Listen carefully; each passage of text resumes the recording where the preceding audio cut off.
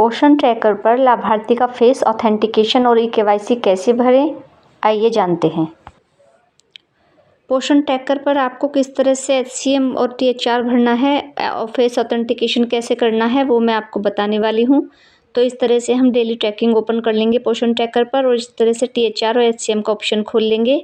इसमें हमारे सारे लाभार्थी इस तरह से दिखाई देंगे। तो जिस भी कैटेगरी के आपको फेस ऑथेंटिकेशन करना है और ई-केवाईसी करनी है हम उसी को ओपन कर लेंगे। मुझे 6 माह से 3 साल के बच्चे की करनी थी तो मैं इसको ओपन कर रही हूँ। इसको ओपन करने के बाद जो हमारे पास इमेज है इस तरह से आएगी खुल के। तो मुझे ये जिया शर्मा के सामने जो टीएचआर लिखा हुआ है मैं इस पर क्लिक किया है। इस पर क्लिक करने के बाद इस तरह से एक इमेज आएगी खुल के जिस पे लिखा हुआ है लाभार्थी के अभिभावक की छवि नहीं ली गई है और ई-केवाईसी लंबित है। हम नीचे जो एक तरफ लिखा है आगे बढ़ें, एक तरफ लिखा है स्किप, हम आगे बढ़े पे क्लिक करेंगे। आगे बढ़े पे क्लिक करने के बाद इस तरह से इमेज आएगी खुल के।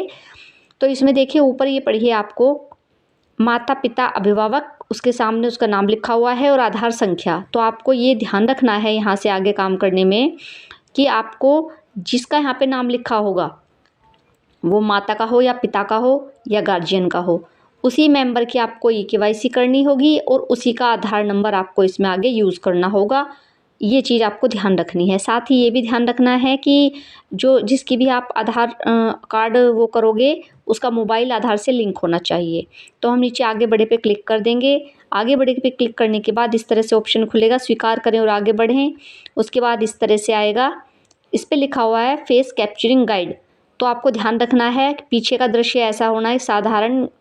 तो आप किसी दीवार के सहारे लाभार्थी को खड़ा कर लेना और उसके बाद आपको रिकॉर्ड वीडियो पे क्लिक करना है जिससे कि और उसको ऐसे ही रखना है।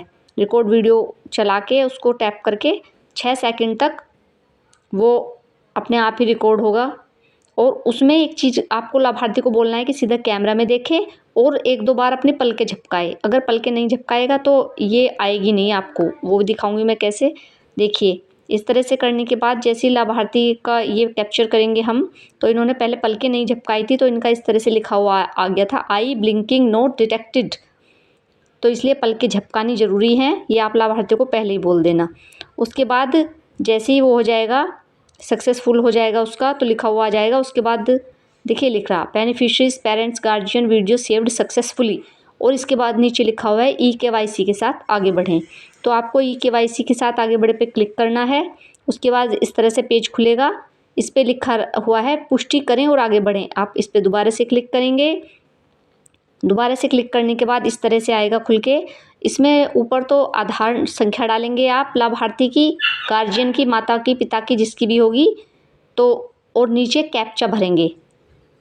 उसके बाद नेक्स्ट पे क्लिक करेंगे।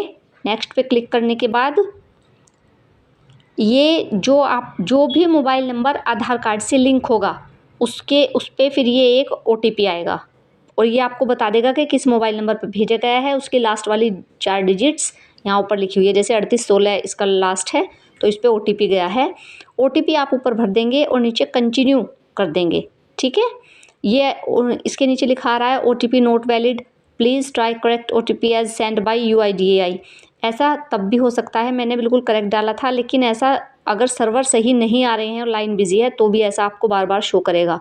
ऐसी स्थिति में आप लाभार्थी के घर आप इससे अच्छा है कि शाम के टाइम जाके काम कीजिए या सुबह के टाइम जाके कीजिए। सेंटर टाइम में काम करेंगे या होम विजिट टाइम में काम करेंगे तो ये सक्सेसफुल आसानी से नहीं होगा, क्योंकि मुझे कम से कम 2 घंटे लगे इसको करने में एक लाभार्थी को।